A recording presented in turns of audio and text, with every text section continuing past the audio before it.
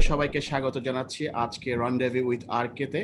আমাদের আজকের বিষয় হচ্ছে যুক্তরাজ্যের অভিবাসনের দ্বিতীয় পর্ব। এর আগে দর্শক আমরা একটি পর্ব করেছিলাম, সেখানে অনেক বিষয় আলোচনা করা হয়েছিল যুক্তরাজ্যের অভিবাসন নিয়ে। আজকের পর্বটির নাম আমরা দিয়েছি work permit license for employers. আর আজকের এই দ্বিতীয় পর্বে আলোচনা করতে আমার সাথে উপস্থিত আছেন লন্ডন থেকে মনির চৌধুরী। মনির চৌধুরী, আপনাকে স্বাগতম রন্ডেভু উইথ আরকেতে। আপনাদেরকে স্বাগতম এবং দর্শকদের সবাইকে শুভেচ্ছা ও স্বাগতম।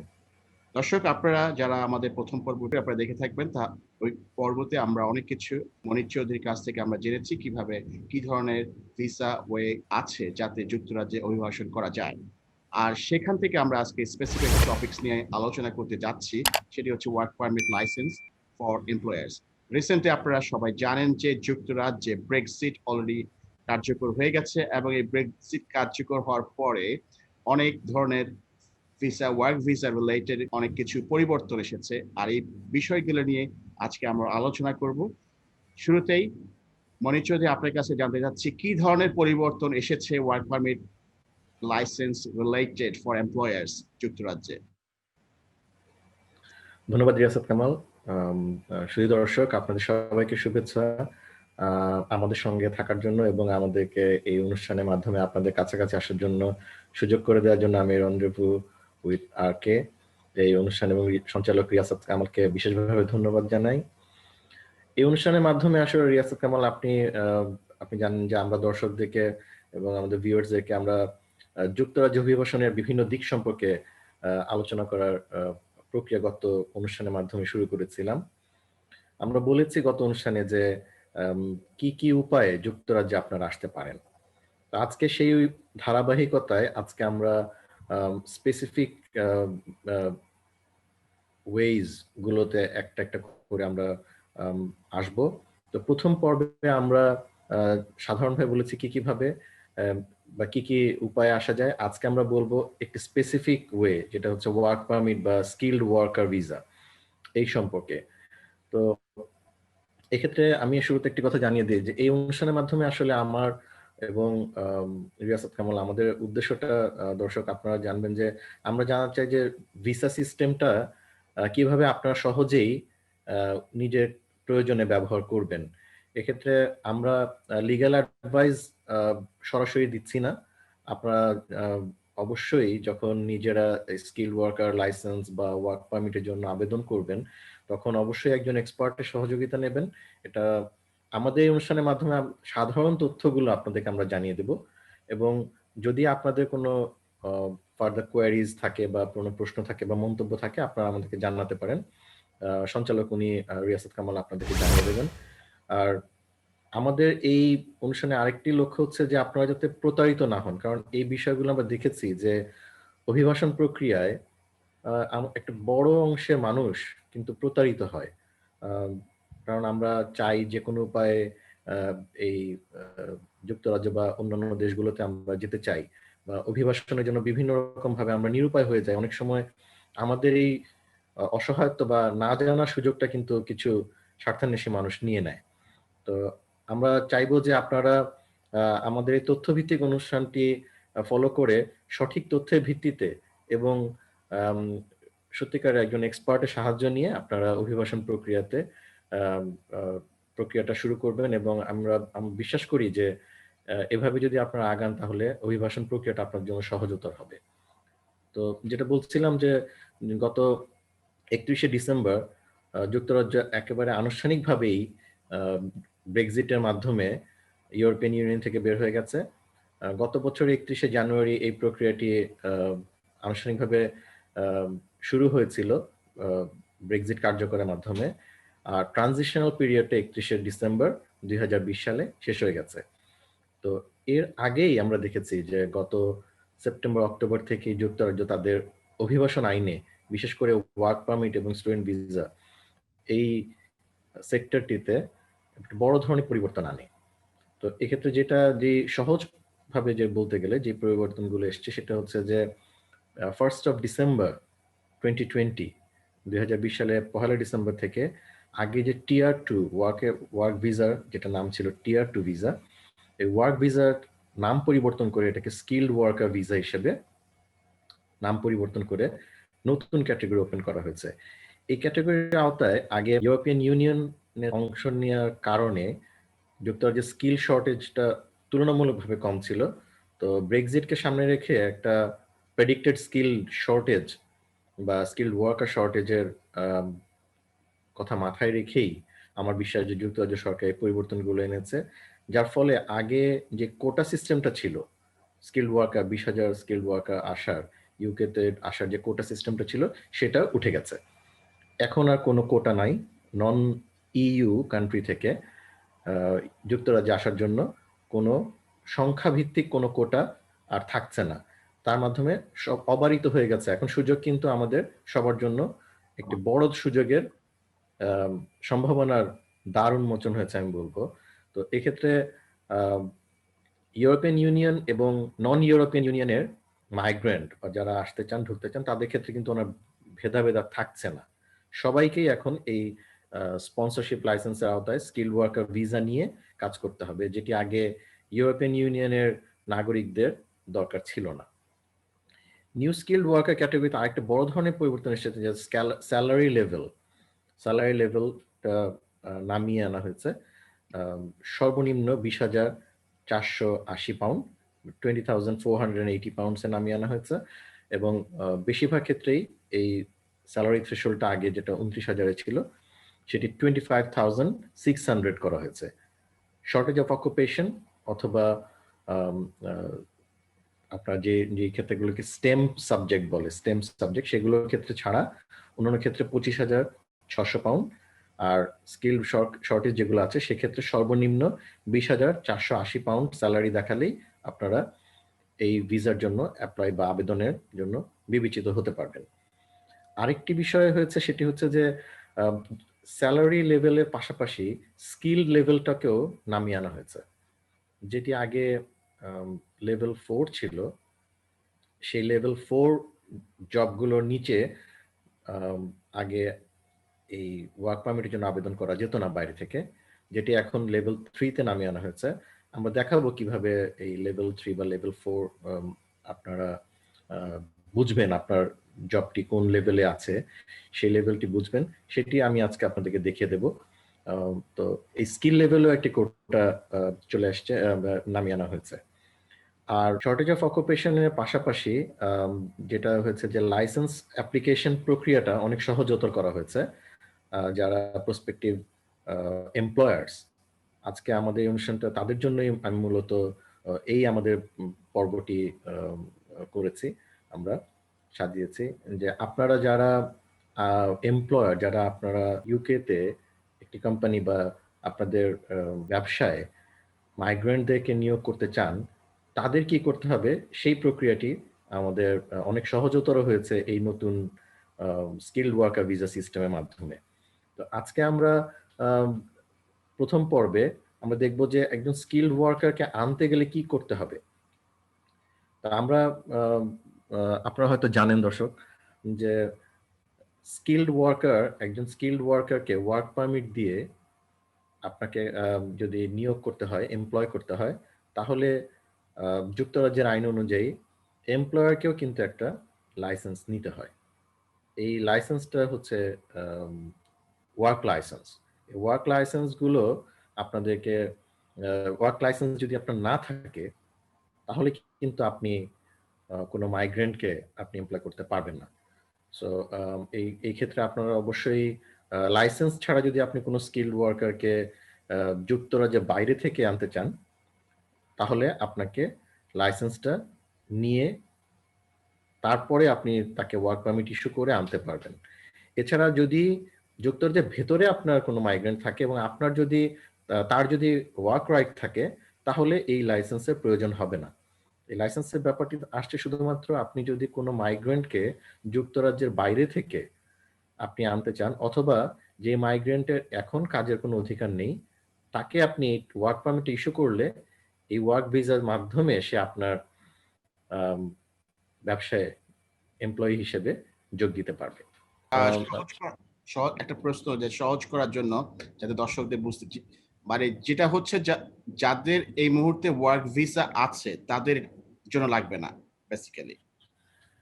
যাদের আহ, এক্ষেত্রে একটা বিষয় পরিষ্কার করি যে অবস্থা পরিবর্তনটা যা এসছে, যাদের অলরেডি ওয়ার্ক পারমিট আছে বা যুক্তরাজ্যে থাকার কারণে আপনাকে 20 ঘন্টা বা ফুল টাইম কাজের রাইট দেওয়া হয়েছে, তাদের ক্ষেত্রে এটা দরকার হবে না। কিন্তু যদি আপনি ধরেন আপনার ভিসা শেষ হয়ে গেছে, অন্য ক্যাটাগরিতে আছেন, আপনি যুক্তরাজ্যে থাকতে চান ওয়ার্ক ভিসা নিয়ে, ধরেন আপনি স্টুডেন্ট হিসেবে আছেন, আপনার ভিসা শেষ হয়ে যাচ্ছে, আপনি এখন যুক্তরাজ্যে কাজের মাধ্যমে আপনি এখানে অভিবাসনের প্রক্রিয়া শুরু করতে চান, সেক্ষেত্রে আপনি যুক্তরাজ্যের ভেতর থেকে অথবা যুক্তরাজ্যের বাইরে থাকলে যুক্তরাজ্যের বাইরে থেকেও আপনি এই কাজের ভিসার জন্য আবেদন করতে পারবেন। সেক্ষেত্রে আপনি যার সঙ্গে কাজ করতে চান সেই এমপ্লয়ার কিন্তু এই লাইসেন্সটা দরকার হবে। আচ্ছা। তো আমি আমি দর্শক আপনাদেরকে একটা একটু শেয়ার করব যে কি ধরনের লাইসেন্স এমপ্লয়ার হিসেবে আপনি আপনার দরকার হবে। তো হোয়াট টাইপস অফ লাইসেন্স, আমি আপনাদেরকে আমার স্ক্রিনটা শেয়ার করছি। দর্শক আপনারা দেখবেন যে এখানে আমরা সরাসরি gov.uk, যেটি যেটি ইউকে গভর্নমেন্টের অফিসিয়াল ওয়েবসাইট, সেখানে আপনারা কিন্তু এই কি কি লাইসেন্স, কি কি ধরনের লাইসেন্স পাবেন সেই বিষয়টি পরিষ্কার সুন্দরভাবে বলা আছে। তো আমি স্ক্রিনে দেখছি যে আপনি বলছেন gov.uk/UK visa sponsorship employers/types of license। তো এক্ষেত্রে দু ধরনের লাইসেন্স আপনারা দেখবেন দর্শক, সেটা হচ্ছে যে একটা হচ্ছে workers for long term visa, secondly হচ্ছে টেম্পোরারি ওয়ার্ক লাইসেন্স। তো টেম্পোরারি ওয়ার্কার্স, সো এক্ষেত্রে লং টার্ম এবং শর্ট টার্মের ভিত্তিতে দু ধরনের লাইসেন্স যুক্তরাজ্য সরকার দিয়ে থাকে। প্রথম যেটি হচ্ছে লং টার্ম ভিসা, যেটা লং টার্ম ওয়ার্কার, তাদের জন্য রয়েছে স্কিল্ড ওয়ার্কার ক্যাটেগরি লাইসেন্সের, intra-company visas, Minister of Religion and sports person, for elite sports persons, coaches, আপনারা জানেন যে বিভিন্ন রকম স্পোর্টস অ্যাক্টিভিটিস এখানে হয়ে থাকে, প্রিমিয়ার লিগ আছে বা অন্যান্য ক্রিকেট, ফুটবল, সব ধরনের স্পোর্টসে এখানে বা অ্যাথলেটিক্স, সেই ধরনের স্পোর্টস পার্সনদেরকে যুক্তরাজ্যে জানতে গেলেও আপনার এই লাইসেন্সটা লাগবে। আর টেম্পোরারি ওয়ার্ক লাইসেন্স, এটি আরেকটি ক্যাটেগরি, সেখানে হচ্ছে আপনার creative or sporting worker, charity worker, religious worker, government authorized exchange worker, international agreement worker, যেটা যেটা আমাদের ডিপ্লোম্যাটিক ভিসাতেও অ্যাপ্লাই হয়ে থাকে, সিজনাল ওয়ার্কার। এই ক্যাটাগরিটি, সিজনাল ওয়ার্কার ক্যাটাগরিটা হচ্ছে শুধুমাত্র 6 months to work in the farms, like fruit farm বা বিভিন্ন এগ্রিকালচারাল ফার্মে সামার সিজনে সাধারণত ইউরোপ থেকে বা বাইরে থেকে অনেক ওয়ার্কার 6 মাসের জন্য কাজ করতে আসেন। ফ্রুট পিকার বা আপনার হারভেস্টার, এই ধরনের, বা প্যাকেজিং, এই ধরনের ডিস্ট্রিবিউশন, এই ধরনের টেম্পোরারি কাজের জন্য 6 মাসের এই ভিসাটা দেওয়া হয়। সো আমি এখন শেয়ার অপশন থেকে চলে যাচ্ছি। তো যেটা বলছিলাম যে এই ভিসা ক্যাটেগরিগুলো বিভিন্ন ধরনের ইয়ের জন্য আপনার এমপ্লয়ারকে ডিসাইড করতে হবে যে তিনি আসলে কোন ধরনের ওয়ার্কার তার ব্যবসায় নিতে চান, এমপ্লয় করতে চান। তার ভিত্তিতে আপনি ডিফারেন্ট লাইসেন্সগুলোর জন্য অ্যাপ্লাই করতে পারবেন। তো আমরা যে ক্যাটাগরিতে বলছিলাম তার মধ্যে আমরা স্কিল ওয়ার্কার ক্যাটাগরিটা সম্প্রতি একটু আলোচনা এসছে, বিকজ অফ দ্য চেঞ্জেস। এই চেঞ্জগুলোর মধ্যে সবচাইতে বেশি চেঞ্জ এসছে আসলে স্কিল ওয়ার্কার ক্যাটাগরিতে, যেটা আমরা বলেছিলাম যে ব্রেক্সিটকে সামনে রেখেই হয়তো যুক্তরাজ্য সরকার একটি অ্যান্টিসিপেটরি মেজার, আমি বলবো যে ব্রেক্সিটের কারণে স্কিল শর্টেজ যাতে না হয়, সেজন্য তারা কিন্তু লোয়ার স্কিল লেভেলেও, যেটা লেভেল 3, সেই লেভেলেও কিন্তু এখন ক্যাটাগরি ওপেন করেছে, যার ফলে lower skilled people can now enter into the UK with work permit. So সেক্ষেত্রে আপনাদের যারা প্রসপেক্টিভ এমপ্লয়ার আছেন তাদেরকে স্কিলড ওয়ার্কার ভিসার জন্য আবেদন করতে হবে। তো স্কিলড ওয়ার্কার ভিসার জন্য আবেদনের প্রক্রিয়াটা আসলে একটি অনলাইন বেসড অ্যাপ্লিকেশন। এতে আপনার টোটাল একটি স্পন্সরশিপ লাইসেন্স নিতে হবে। আপনি যদি অ্যাপ্লাই করেন তাহলে স্পন্সরশিপ লাইসেন্স অ্যাপ্লাই করার পর আপনি যদি লাইসেন্স পেয়ে যান তাহলে আপনাকে এরপরে আপনি কতজন ওয়ার্কারকে আপনি এখানে আনতে পারবেন সেই বিষয়টিও তারা নির্ধারণ করে দেবে এই আপনার ব্যবসার সাইজ। আমাকে যদি একটু বলেন যে এই যে লাইসেন্সটা দেওয়া এবং যে কতজনকে অ্যালাউ করবে, এটা কি কোনো ক্রাইটেরিয়া আছে বা তাদেরকে কোনো কিছু রিকোয়ারমেন্ট ফুলফিল করতে হবে নতুন জি, সিস্টেমে? ধন্যবাদ রিয়াসাত। যেটা হচ্ছে যে আপনার ব্যবসার সাইজ বা ব্যবসায় টার্নওভার, ব্যবসায়ের প্রসপেক্ট, বিজনেস প্ল্যান, এটির ভিত্তিতেই আপনাকে কতজন মাইগ্রেন্ট ওয়ার্কার আপনার দরকার সেই বিষয়টি জাস্টিফাই করেই আপনাকে সংখ্যাটি ইউকে গভর্নমেন্ট বেঁধে দেবে। তো সেক্ষেত্রে কোনো মিনিমাম ইয়ে নাই বা ম্যাক্সিমাম লিমিট নেই। আপনার ব্যবসাটি যত বড় এবং ব্যবসার প্রয়োজনটা যতটুকু ঠিক অতটুকু আপনাকে তারা পারমিট করবে। ধরেন আপনার ব্যবসায় একটা মাইগ্রেন্ট জব কেন দরকার সেই বিষয়টি একটা জাস্টিফিকেশনের ব্যাপার আছে এবং সেটি যদি আপনি জাস্টিফাই করতে পারেন তাহলে আপনাকে সেই মাইগ্রেন্টকে আনার জন্য অনুমতি দেওয়া হবে। তো এক্ষেত্রে পয়েন্ট বেস সিস্টেম আছে, পয়েন্ট বেস সিস্টেম করা হচ্ছে। আমরা পরবর্তী পর্বে আমরা যখন ভিসা কিভাবে অ্যাপ্লাই করবেন বা কোন কোন ক্ষেত্রে অ্যাপ্লাই করবেন সেটি তখন আমরা ওই পয়েন্ট বেস সিস্টেমটা আলোচনা করব অবশ্যই। তবে এই ক্ষেত্রে আমি জানিয়ে দিতে চাই যে মানে এই লাইসেন্স আবেদনের প্রক্রিয়াটা কিন্তু তুলনামূলকভাবে সহজ করা হয়েছে। প্রসপেক্টিভ এমপ্লয়ার্স বা ভাইয়েরা আপনারা যারা এই লাইসেন্স আবেদন করতে চান তাদের জন্য একটি সুখবর হচ্ছে যে আপনারা শুধুমাত্র স্কিল ক্যাটাগরি সহজ করা হয়নি, লাইসেন্স আবেদনের প্রক্রিয়াটাও কিন্তু যথেষ্ট সিম্পলিফাই করা হয়েছে। এখানে আপনার অনলাইন অ্যাপ্লিকেশন করতে হবে। অনলাইন অ্যাপ্লিকেশনের ফিজটাও খুবই বলবো যে কম, 534 পাউন্ড। 534 পাউন্ড দিলে আপনি স্পন্সরস লাইসেন্সের জন্য আবেদনের জন্য ফিজ আপনার দিতে হবে। তো সেক্ষেত্রে যে জিনিসটি এখানে গুরুত্বপূর্ণ সেটা হচ্ছে যে ব্যবসায় যিনি আবেদন করবেন তার কিন্তু কিছু বিষয়ের ইয়ে থাকবে যে আপনার প্রত্যেক ব্যবসা যদি কারো সিঙ্গেল ওনারশিপ হয় তাহলে যিনি ওনারশিপ তিনি হবেন বিজনেসের মেইন পার্সন, যিনি রেগুলেট করবেন এই সিস্টেমটা, যিনি অপারেটর, যেটাকে বলা হয় যে কি পার্সন, হ্যাঁ, লেভেল 1 ইউজার যিনি হবেন। সেক্ষেত্রে কিন্তু সিঙ্গেল বিজনেসের ক্ষেত্রে আপনাকে একটা জিনিস খেয়াল রাখতে হবে যে আপনার ক্রিমিনাল রেকর্ড বা বিজনেস হিসেবে যদি আপনার কোনো সিভিল পেনাল্টি মানে হচ্ছে আগে যুক্তরাজ্যের অভিবাসন আইনকে ভঙ্গ করেছেন এবং এই জন্য আপনাকে কোনো পেনাল্টি যুক্তরাজ্যের অভিবাসনের আইনের আওতায় পেনাল্টি দেওয়া হয়েছিল, সেরকম যদি থাকে তাহলে আপনি কিন্তু অযোগ্য বলে বিবেচিত হবেন। সো বিষয়টা খেয়াল রাখতে হবে যে আপনার ব্যবসায় যার মাধ্যমে বা আপনার কোম্পানি থেকে যাকে আপনি লেভেল 1 ইউজার করতে চান তার রেকর্ডটা কিন্তু এখানে দর্শক খুব গুরুত্বপূর্ণ। তো এই বিষয়টি মাথায় রাখবেন যে আপনার লেভেল 1 ইউজার যিনি হবেন তার কিন্তু ক্লিন রেকর্ডস থাকতে হবে, ক্রিমিনাল রেকর্ডস থাকলে চলবে না। আর লাইসেন্স আবেদনের প্রক্রিয়ায় একটি বিষয় ওরা যেটা দেখতে চায় বা আপনার ব্যবসার সমস্ত কাগজপত্র বিভিন্ন রকম দিতে হবে। এর মধ্যে একটি জিনিস খুবই গুরুত্বপূর্ণ, সেটি হচ্ছে এমপ্লয়ার্স লায়াবিলিটি ইন্স্যুরেন্স। তো এক্ষেত্রে ইন্স্যুরেন্স অবশ্যই আপনাকে রাখতে হবে, সেটা হচ্ছে minimum 5 million pounds worth of insurance, so that like আপনার প্রেমিসেসে কাজ করতে গিয়ে, আপনার ব্যবসায় কাজ করতে গিয়ে যদি আপনার কোনো এমপ্লয়ি কোনো রকম ক্ষতির সম্মুখীন হন সেই ক্ষতিপূরণের ব্যবস্থা থাকার জন্য আপনাকে এই ইন্স্যুরেন্সটা নিতে হবে। This is one of the ম্যান্ডেটরিজ, এটা ওয়ান অফ দ্য ম্যান্ডেটরিজ আমি যে আপনাকে ইন্টারাপ্ট করছি মনির চৌধুরী, যে এই ইন্স্যুরেন্স থেকে depends same like the business size, না সব বিজনেস জন্য একই রকম ইন্স্যুরেন্স?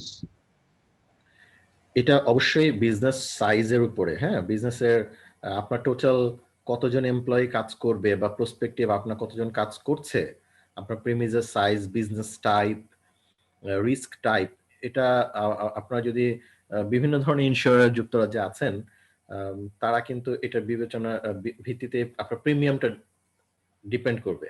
প্রিমিয়ামটা ডিপেন্ড করবে আপনার বিজনেস টার্নওভার, ওরা সবকিছুই বিবেচনায় নেবে যে কতজন এমপ্লয়ি, আপনার এমপ্লয়ি সংখ্যা যদি খুব বেশি হয় বা business risk risk of injuries, risk of losses এগুলো যদি বেশি হয়, তাহলে কিন্তু সেই সেই ইয়েটা কিন্তু ইন্স্যুরেন্স প্রিমিয়ামটা কিন্তু একটু বেশি হবে।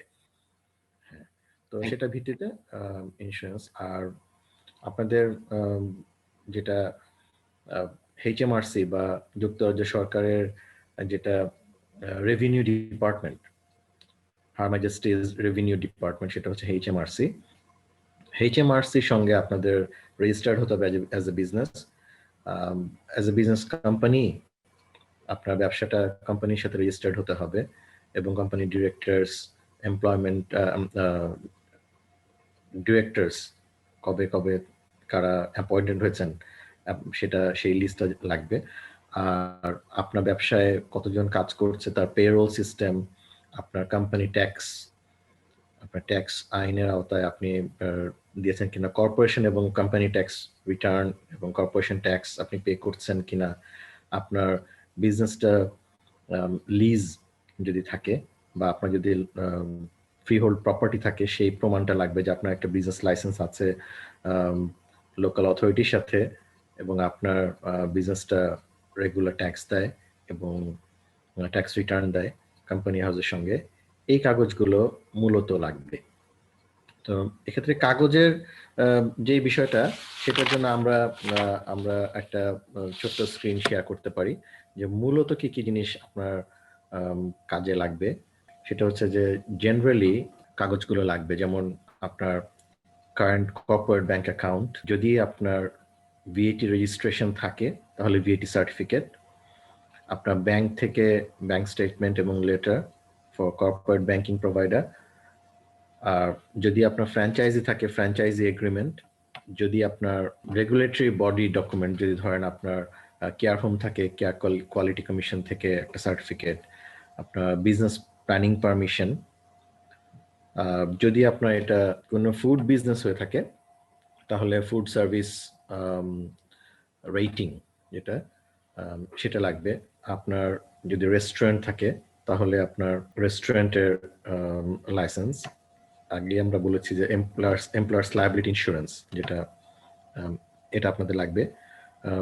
রেজিস্ট্রেশন আমরা যেটা বলেছিলাম যে proof of registration with HMRC, এটা লাগবে। আপনার কারেন্ট ফাইন্যান্সিয়াল রিপোর্ট বা অ্যানুয়াল রিপোর্ট, অ্যাকাউন্টস রিপোর্ট, আমরা যেটা অডিটেড বা আনঅডিটেড দুটোই হতে পারে। আপনার প্রুফ অফ পে, আপনি যে আপনার এমপ্লয়ি, এক্সিস্টিং এমপ্লয়ীদেরকে এইচএমআরসির আওতায় আপনি পে করছেন, সেই proof of pay reference, latest company tax return, এটি একটা ম্যান্ডেটরি ডকুমেন্ট, সিটি 600 অথবা সিটি 620, এটা অবশ্যই চাইবে কোম্পানি ট্যাক্স রিটার্ন। আর company registration certificate with company house, lease, tenancy agreement, আপনার কোম্পানিতে যেই লিস্ট অফ এমপ্লয়িজ আছে তাদের মধ্যে একটা hierarchy chart, list of directors এবং বোর্ড মেম্বার্স, তাদের যদি কোনো হায়ারার্কি চার্ট থাকে সেটা থাকবে। Company HR procedure including the grievance procedure, business plan, এগুলো আপনাদের দরকার হবে। আর ফর HR পারপাসেস আপনার এমপ্লয়ি রেকর্ডসগুলো, সিভি, ইন্টারভিউ বা তাদের অ্যাটেন্ডেন্স, এই ধরনের ইয়েগুলো লাগবে। আর অল দ্য এমপ্লয়িজ রেকর্ড, আপনার যদি কোনো মাইগ্রেন্ট ওয়ার্কার থাকে বা নর্মাল এমপ্লয়ি, তাদের এমপ্লয়ার্স অব্লিগেশনস হচ্ছে যে আপনি রেকর্ডগুলো মেনটেন করবেন। সেই ক্ষেত্রে আপনি তাদের pay slips, current passport, immigration status document, যেটা বায়োমেট্রিক রেসিডেন্স পারমিট বা বিআরপি, সেগুলো রেকর্ড, এই রেকর্ডগুলো আপনাকে রাখতে হবে এবং তাদের যে ল্যাঙ্গুয়েজ সার্টিফিকেট যদি থাকে তাদের ল্যাঙ্গুয়েজ অ্যাবিলিটি, সেই ল্যাঙ্গুয়েজ অ্যাবিলিটি সার্টিফিকেটও আপনার দরকার হবে। ধন্যবাদ মনির চৌধুরী, অসংখ্য ধন্যবাদ আপনার এই মূল্যবান তথ্যগুলোর জন্য। আমি এখন আরেকটি প্রশ্ন আপনাকে করতে চাচ্ছি, সেটি হচ্ছে যে আপনি মেনশন করেছেন যে স্কিল ভিসা অনেকগুলি নতুন নতুন জবের অপরচুনিটি ওপেন হয়ে গেছে। আমাদেরকে কি শেয়ার করবেন কোন কোন জবগুলির অপরচুনিটি আমরা দেখতে পাচ্ছি এখন? ধন্যবাদ রিয়াসাত কামাল। আপনি আপনারা জানেন যে স্কিল লেভেল শুরুতে আমি বলেছি যে স্কিল লেভেল আগে ওয়ার্ক পারমিট, যেটা বাইরে থেকে একজন টিয়ার 2 মাইগ্রেন্টকে বাইরে থেকে স্পন্সর করতে গেলে, বা যুক্তরাজ্যের ভেতর থেকেও একজন টিয়ার 2 মাইগ্রেন্টকে স্পন্সর করতে গেলে মিনিমাম জব লেভেল ছিল হচ্ছে লেভেল 4, লেভেল 4 এনভিকিউ লেভেল 4 জব ছিল। তো এই প্রত্যেকটি জব ক্যাটাগরিতে কি কি জব থাকে সেই বিষয়টি কিন্তু যুক্তরাজ্য সরকারের মান নির্ধারণ করা আছে এনভিকিউ লেভেল দিয়ে। এনভিকিউ লেভেল 4 এর যে জবগুলো ছিল সেগুলোর জব ক্যাটাগরি এবং স্কিল লেভেল হায়ার এবং স্যালারি লেভেলও হায়ার ছিল। এক্ষেত্রে স্কিল লেভেলটাকে নামিয়ে এনে লেভেল 3 কেও কিন্তু এখন ওয়ার্ক পারমিট বা স্কিল ওয়ার্কার ভিসার আওতায় নিয়ে আসা হয়েছে। তো সুবিধাটা যেটা হয়েছে সেটা হচ্ছে যে অনেক ধরনের জব যেটি আগে যুক্তরাজ্যে যে জবগুলো নিয়ে আসা যেত না, এখন কিন্তু সেই জবগুলো আমাদের এমপ্লয়ীদের ক্ষেত্রেও আনা সহজ হয়েছে, অন্তর্ভুক্ত হয়েছে। এবং যেটা আমরা বাইরে থেকে আমাদের যা আমরা যদি লেভেল 4 এর কোয়ালিফিকেশন নাও থাকে, লেভেল 3 কোয়ালিফিকেশন থাকে, তারাও কিন্তু এখন এই ক্ষেত্রে ওয়ার্ক পারমিটের জন্য বিবেচিত হবেন। তো লেভেল 3 এর আওতায় যে ধরনের জব, যেমন রেস্টুরেন্টের ক্ষেত্রে বিজনেস ডেভেলপমেন্ট ম্যানেজার বা শেফ ছিল শুধুমাত্র, এখন স্কিল শর্টেজের ক্ষেত্রে শেফ রয়েছে, কিন্তু আরো কিছু জব কিন্তু এখন যোগ হয়েছে। যেমন আপনার গ্রোসারি বিজনেস যদি মনে করেন, আপনার একটি শপ রয়েছে, সেখানে কিন্তু আপনি টিম লিডার, সুপারভাইজার, যেগুলো লেভেল 3, বা আগে যেটা চিন্তাই করা যেত না যে বাইরে থেকে স্কিল্ড বুচার বা স্কিল্ড ফিশমঙ্গার, এই ধরনের লেভেল 3 জবগুলো কিন্তু আগে ওয়ার্ক পারমিটের আওতায় ছিল না বাইরে থেকে আসার ক্ষেত্রে, সেটি এখন হয়েছে, যোগ হয়েছে। যেমন আপনার রেস্টুরেন্টের ক্ষেত্রে বার ম্যানেজার, তারপর floor manager, kitchen manager, steward, বিভিন্ন ক্লাবের ক্ষেত্রে স্টুয়ার্ড, ক্যাফে ওনার বা ইভেন শপকিপার, সেটাও কিন্তু এখন এই স্কিল লেভেল 3 এর আওতায় যুক্ত হয়েছে। যে আপনার যদি একটি বিজনেস থাকে, সেখানে আপনি কিন্তু শপকিপার, ইভেন নিউজ এজেন্ট মনে করছেন, যে তারপরে ফ্যাশন রিটেইলার কিংবা অ্যান্টিক্স ডিলার, অফ লাইসেন্স গুলোর ক্ষেত্রে, গ্রোসারি ক্ষেত্রে আমি বলেছি, কিছু কিছু ক্ষেত্রে আছে যে আপনার সেলস অ্যাডমিনিস্ট্রেটর, তারপরে কোম্পানি সেক্রেটারিজ, তারপরে অফিস ম্যানেজার, এই স্কিল গুলো, অ্যাকাউন্টস ম্যানেজার, তারপরে মার্কেটিং এক্সিকিউটিভ, ফান্ড রেজার, আপনার বিজনেসে বা চ্যারিটি ক্ষেত্রে ফান্ড রেজার, মার্কেটিং রিসার্চ অ্যানালিস্ট, এগুলো কিন্তু নতুন যে স্কিল লেভেলগুলোর আওতায় যুক্ত হয়েছে। কিছু কিছু ক্ষেত্রে আপনার স্টেট এজেন্ট